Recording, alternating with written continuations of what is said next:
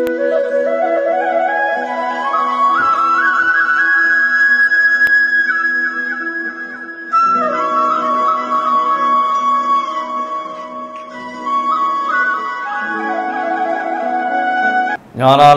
தேவம் நிர்மலஸ்படிகாகிருதிம் ஆதாரம் சர்வ வித்யானாம் ஹயக்ரீவம் உபாஸ்மகே. நேயர்கள் அனைவருக்கும் அஸ்ட்ரோ கேஎஸ் ஐயங்காரின் பணிவான நமஸ்காரங்கள். குரு வக்ரகதியில் இருந்தவர் வக்ர நிவர்த்தி ஆகிறார். அவர் வக்ர நிவர்த்தி ஆகக்கூடிய தேதி என்னன்னு கேட்டிங்கன்னா 11/2/2025 அன்னைக்கு வக்ர நிவர்த்தி பெறுகிறார்.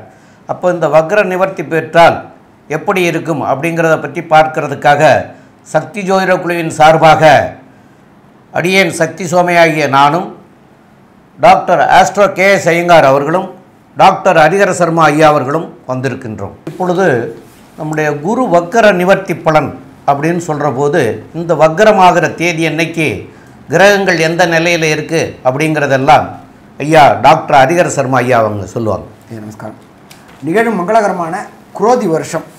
குரோதி வருஷத்துலேயும் பார்த்தோம் அப்படின்னாக்க தை மாதம் 29ஆம் தேதி இருக்கிறதுலையே வசந்த கிழமையான செவ்வாய்க்கிழமை அன்னைக்கு குரு வக்ர நிவர்த்தி அடைகிறாரு. குரு ஒவ்வொரு இதுக்கும் ராசிக்கு கிடக்கிறதுக்கு சற்றேறக்குறைய 360 நாள் ஆகும். ஏன் அப்படின்னு கேட்டிங்கனாக்க ஆங்கில கணக்குப்படி 365 நாள், லீப் வருஷம்னா 365 நாள், நம்மளுடைய தமிழ் பஞ்சாங்கத்துப்படி 360 நாள். அப்போ சற்றேறக்குறைய 9 நட்சத்திர பாதத்துக்கும் 9×4 36 வருஷம், 360 நாள்.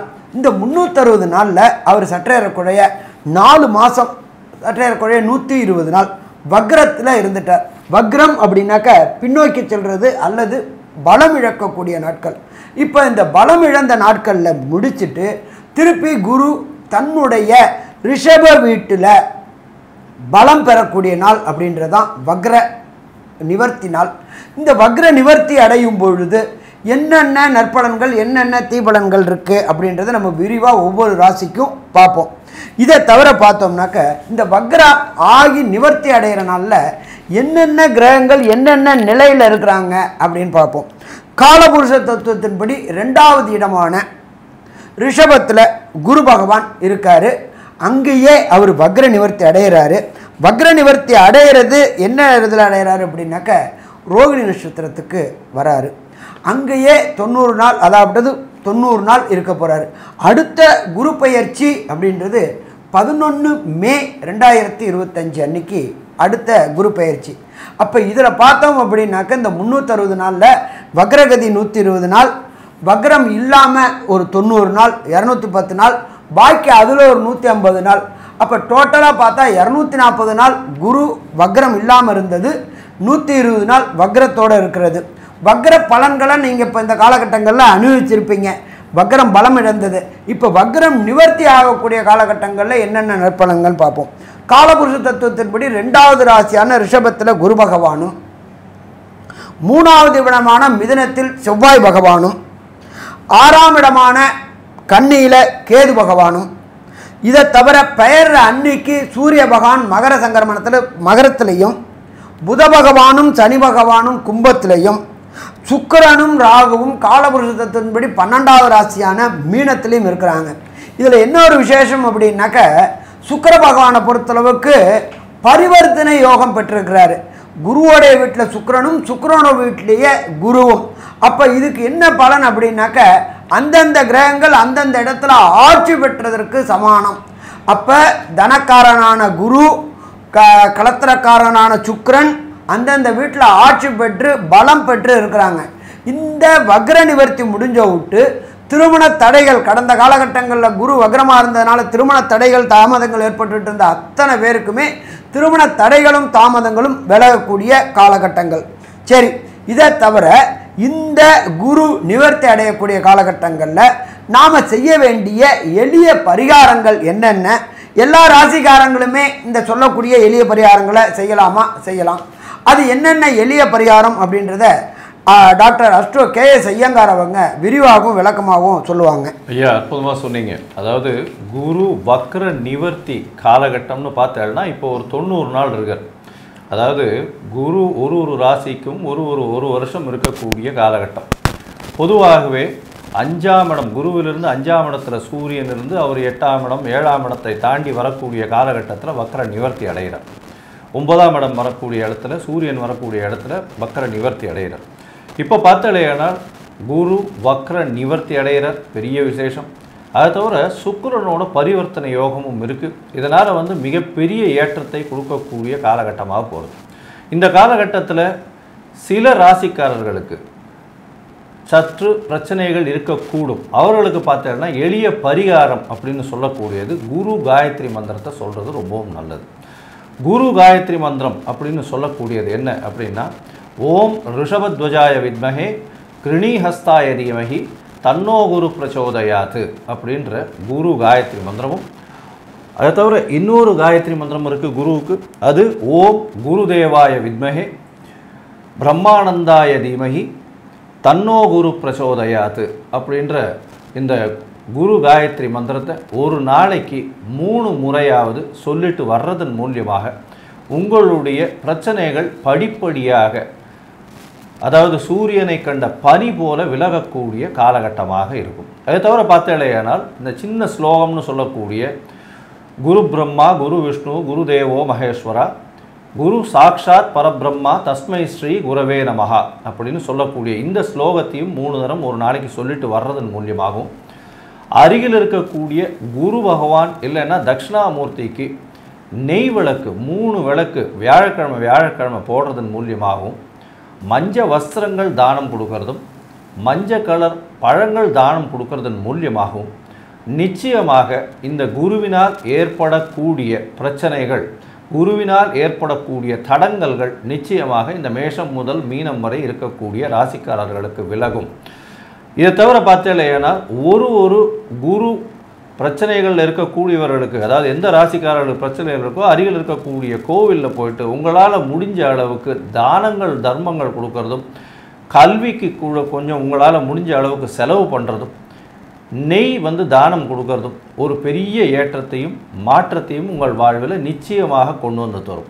இப்போது மேஷம் முதல் மீனம் வரை ஒரு ராசியாக குருவினுடைய வக்ர நிவர்த்தி என்ன ஒரு பெரிய மாற்றத்தை ஏற்படுத்தும் அப்படின்றத ஒன்றொன்னா பார்க்கலாம். துலாம், சித்திரை, சுவாதி, விசாகம் இந்த 3 நட்சத்திரம் 9 பாதங்களை கொண்ட ராசி. ராசியின் அதிபதினு சொல்லக்கூடியவர் சுக்கிரன்.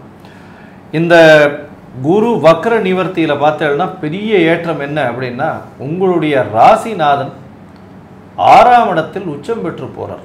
6ஆம் இடத்தில் உச்சம் பெற்று போகிறதுனால பெரிய ஏற்றம் கிடைக்கும். அதுவும் வந்து கலைத்துறையில் இருக்கிறவங்க, போட்டித் தேர்வில் எழுதுகிறவங்க, எந்த ஒரு விஷயத்திலும் புதிய கடன் எதிர்பார்த்து கொண்டு இருப்பவர்கள், இது எல்லாத்திலையுமே அவளுக்கு பெரிய வெற்றி கிடைக்கக்கூடிய காலகட்டம்.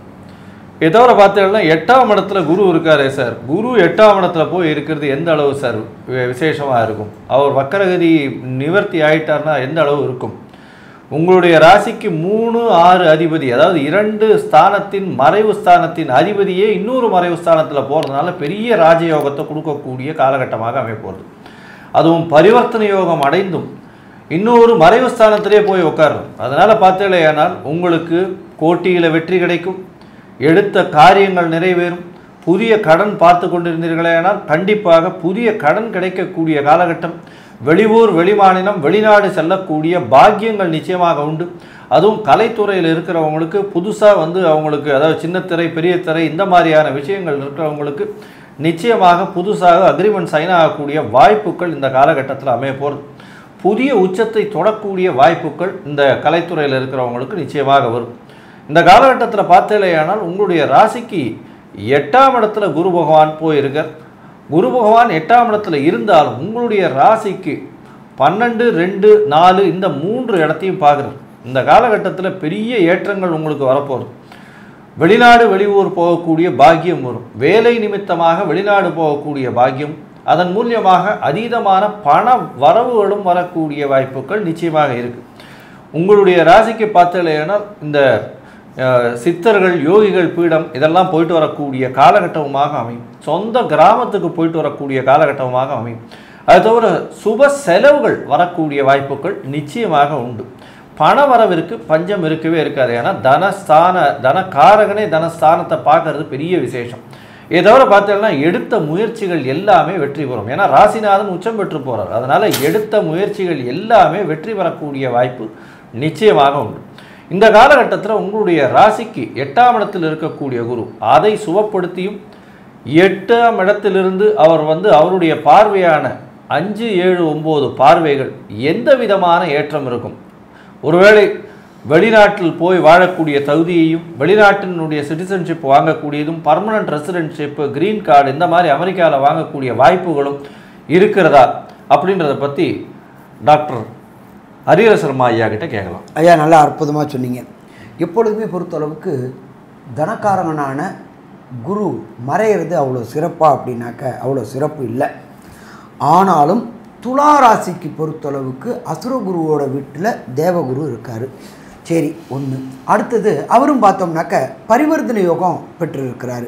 அப்போ இந்த பரிவர்த்தனை யோகம் பெற்றிருக்கிறதுனால 8ல் குரு இருந்தாலும் 6ல் சுக்கிரன் இருந்தாலும் 3, 6க்குடைய மறைவு ஸ்தானாதிபதி இன்னொரு மறைவு ஸ்தானத்தில் இருக்கிறதும் மிக மிக சிறப்பா அப்படின்னா மிக மிக சிறப்பு. இந்த பொறுத்தளவுக்கு ராசிக்கு 3ஆம் இடம் அப்படின்றத பொறுத்தளவுக்கு முயற்சி ஸ்தானம். நீங்கள் செய்கிற அத்தனை முயற்சிகளும் ஜெயமாகக்கூடிய வாய்ப்புகள் உண்டு. அதை பொறுத்தளவுக்கு 6ஆம் இடம் அப்படின்றத பொறுத்தளவுக்கு தைரியஸ்தானம், வீரியஸ்தானம், விஜயஸ்தானம். அதை பொறுத்தளவுக்கு ரணரோக சத்ருஸ்தானம் அப்படின்னு பேர். அப்போ இந்த ரணரோகங்கள் அத்தனையும் துளாராசிக்காரங்களுக்கு இருந்தவங்களுக்கு இந்த குரு வக்ர நிவர்த்தி மூலியமாக விலகக்கூடிய வாய்ப்புகள் உண்டு. 8ஆம் இடத்துல கடந்த காலகட்டங்களில் வக்ரத்தில் இருந்த குருவானவர் வக்ர நிவர்த்தி அடைகிறார். அப்போ வக்ர நிவர்த்தி அடைகிறார். 3, 6 கூடையவர் 8ல் போகும்பொழுது படிப்பு சம்பந்தமாக உத்தியோகம் தொடர்புடையாக மறைந்து வாழக்கூடிய வாழ்க்கை. மறைந்து வாழ்க்கைன்னா திருடிட்டு மறைந்து வாழ்க்கை கிடையாது. வேலை கிடைக்கிறதுனால பெற்றோர்களை விட்டு பிரிந்து, உற்றார் உறவினை விட்டு பிரிந்து, மனைவி குழந்தைகளை விட்டு பிரிந்து உத்தியோக நிமித்தமாக பண நிமித்தமாக போகக்கூடியது நம்ம மறைந்து வாழக்கூடிய வாழ்க்கை. அப்படியேற்பட்ட வாழ்க்கை இந்த துளாராசியை சேர்ந்தவர்களுக்கு இந்த வக்ர நிவர்த்தியின் மூலியமாக வரக்கூடிய 90 நாட்களும் அமோகமாக இருக்குமா? அமோகமாக இருக்கும். ராசிநாதனான சுக்கிரன் 6ஆம் இடத்துல உச்சம் பெறார். பரிவர்த்தனை யோகமும் பெற்றிருக்கிறார்.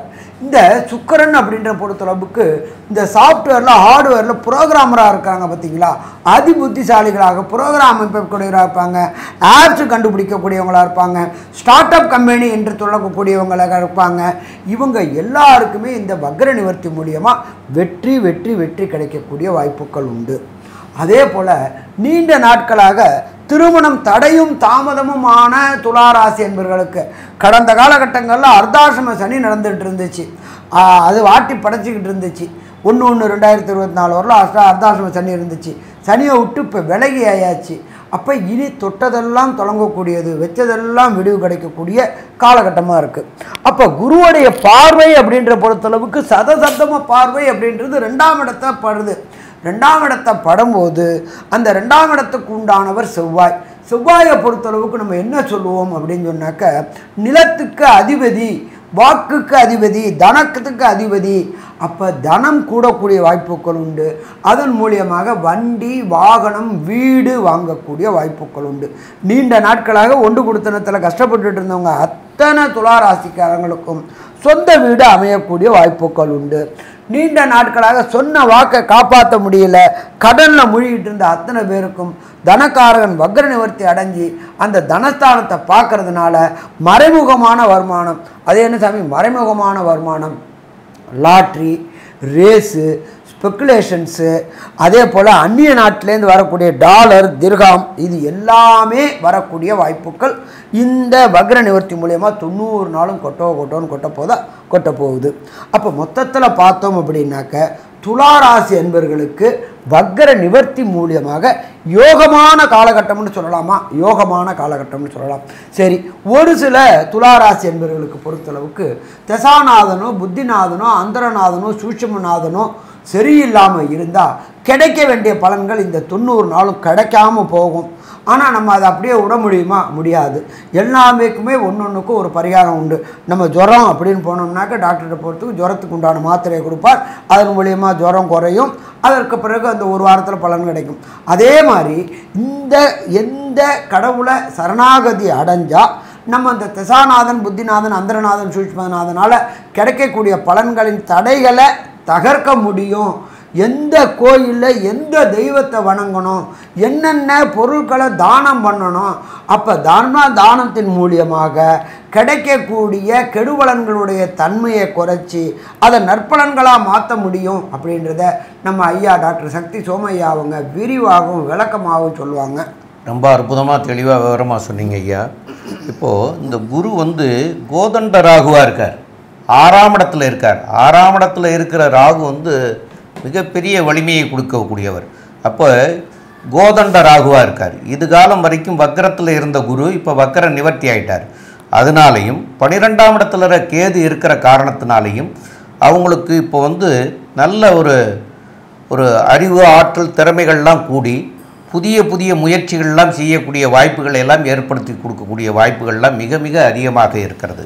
ஏன்னா 6ஆம் இடத்துல கோதண்ட ராகுவாக இருந்து 12ஆம் இடத்துல கேது, 12ஆம் இடத்துல கேது இருந்தால் என்னங்கிறது உங்களுக்கே தெரியும். அப்போது அதெல்லாம் சிறப்பான அம்சமாக இப்போ இருக்குது. சரி, இப்போ உங்களுக்கு இந்த தசாநாதனோ, புத்திநாதனோ, அந்தரநாதனோ, சூட்சமநாதனங்களோ சரியில்லாமல் இருக்கும் பட்சத்தில் இந்த குருவனுடைய வக்கர நிவர்த்தியினால இங்கே போக வேண்டிய ஸ்தலம் அப்படின்னு சொல்லக்கூடியது இங்கே சென்னைக்கு பக்கத்தில் தக்கோலம்னு ஒரு ஸ்தலம் இருக்குது. அங்கே சலகண்டேஸ்வரர் அப்படின்னு ஒரு பெருமாள் இருக்கார். அவரை போய் வழிபட்டுட்டு வர்றது நல்லது. அதுலேயும் வியாழக்கிழமைகளில் போய் வழிபடுறது நல்லது.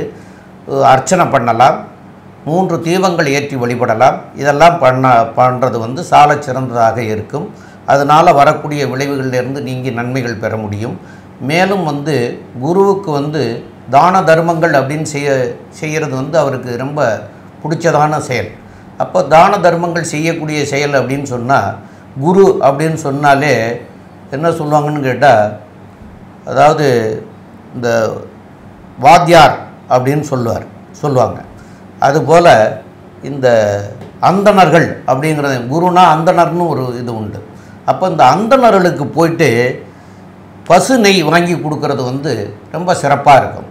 அந்த பசு நெய் வாங்கி கொடுத்து அவங்க காலில் விழுந்து ஆசீர்வாதம் வாங்கிக்கிறது கூட மிக மிக சிறப்பாக இருக்கும். அதுகளை பண்ணலாம். மேலும் ஏழை எளிய மக்களுக்கு வஸ்திரதானங்கிறது பெண்களாக இருந்தால் சேலையோ, ஆண்களாக இருந்தால் வேஷ்டி, சட்டை, துணிமணிகள் வாங்கி கொடுக்கறது, இதெல்லாம் பெரிய தர்மத்துக்கு உங்களுக்கு கிடைக்கும். இந்த தர்மம் தலை காக்கும் அப்படிம்பாங்க. தர்மம் நீங்கள் செய்ததனுடைய பலன் 3 தலைமுறைக்கு கூட அது தலை காக்கும்னு சொல்லுவாங்க. 3 தலைமுறையை காப்பாற்றி விடும் அப்படின்னு செய்த தர்மங்கள். அப்போ நீங்கள் செய்துட்டு போனீங்கன்னா அது உங்களுடைய சந்ததிகளுக்கெல்லாம் மிகப்பெரிய வலிமையாக இருக்கக்கூடிய வாய்ப்புகள் உண்டு. அதனால் தான தர்மங்கள் நிறைய பண்ணுங்கள். படிக்கிற குழந்தைகளுக்கு நோட்டு புஸ்தகங்கள் வாங்கி கொடுங்க, பேனா பென்சில் வாங்கி கொடுங்க, படிக்கிறதுக்கு வேண்டிய பொருள்களை வாங்கி கொடுங்க. அது மாதிரி ஒரு மடாதிபதிகளை போய் பார்த்துட்டு வாங்க. இதெல்லாம் பண்ணினீங்கன்னா கண்டிப்பாக உங்களுடைய தலைமுறையே சிறப்பாக இருக்கும். அப்போது அந்த தான தர்மங்கள் பண்ணுங்கள். மேற்கொண்டு உள்ள விவரங்களை நம்முடைய டாக்டர் ஆஸ்ட்ரோ கேஎஸ் ஐயங்கார் அவங்க சொல்லுவாங்க. துலா ராசி நல்ல ஒரு ஏற்றமான காலம். மறைந்த ஸ்தானாதிபதி இன்னொரு மறைவு ஸ்தானத்தில் இருப்பது ஏற்றம். வெளிநாடு வெளியூர் போகக்கூடிய பாக்கியம், போட்டிகளில் வெற்றி, எடுத்த காரியங்களில் ஜெயம், முயற்சிகள் அனைத்தும் வெற்றி, புதிய வீடு மனை வாங்கக்கூடிய பாக்கியம், புதிதாக கடன் வாங்கக்கூடிய ஏற்றம் இருக்கக்கூடிய காலகட்டம், வெளிநாடு போகக்கூடிய வாய்ப்பு, வெளிநாட்டில் பிஆர் அதாவது பர்மனன்ட் ரெசிடென்ஷிப்பு, வெளிநாட்டில் கிரீன் கார்டு வாங்கக்கூடிய ஏற்றம் கிடைக்கக்கூடிய காலகட்டம், திடீர் பணவரவு, தொழிலில் அபிவிருத்தி இருக்கக்கூடிய காலகட்டம், புதிய வேலை அமையக்கூடிய காலகட்டம், வேலையின் மூலியமாக ப்ரமோஷன் கிடைக்கக்கூடிய காலகட்டம், அதன் மூலியமாக பொருள் வரவு அதிகமாக இருக்கும், சுப செலவுகள் இருக்கக்கூடிய காலகட்டம், வீட்டை விட்டு பிரிந்து செல்லக்கூடிய வாய்ப்புகள் மிகவும் அதிகம். இந்த காலகட்டத்தில் இந்த துலா ராசிக்காரர்களுக்கு எல்லா விதமான ஏற்றங்களும் கிடைக்கக்கூடிய காலகட்டமாக இந்த குரு வக்ர நிவர்த்தி அமையிறது. 90 விழுக்காடு மிகப்பெரிய ஏற்றங்கள் கிடைக்கக்கூடிய காலகட்டமாக இந்த குரு வக்ர நிவர்த்தி அமையும் அப்படின்னு இந்த சக்தி ஜோதிட குழு சொல்லுது. நன்றி, நமஸ்காரம். Astro KS Iyengar YouTube channel பார்த்தமைக்கு நன்றிகள். மேலும் இது போன்ற ஆன்மீக ஜோதிஷ தகவல்கள் உங்களை அடைய astro KS Iyengar YouTube channel subscribe செய்யவும், பெல் ஐக்கானை மறக்காமல் அழுத்தவும். நன்றி, வணக்கம்.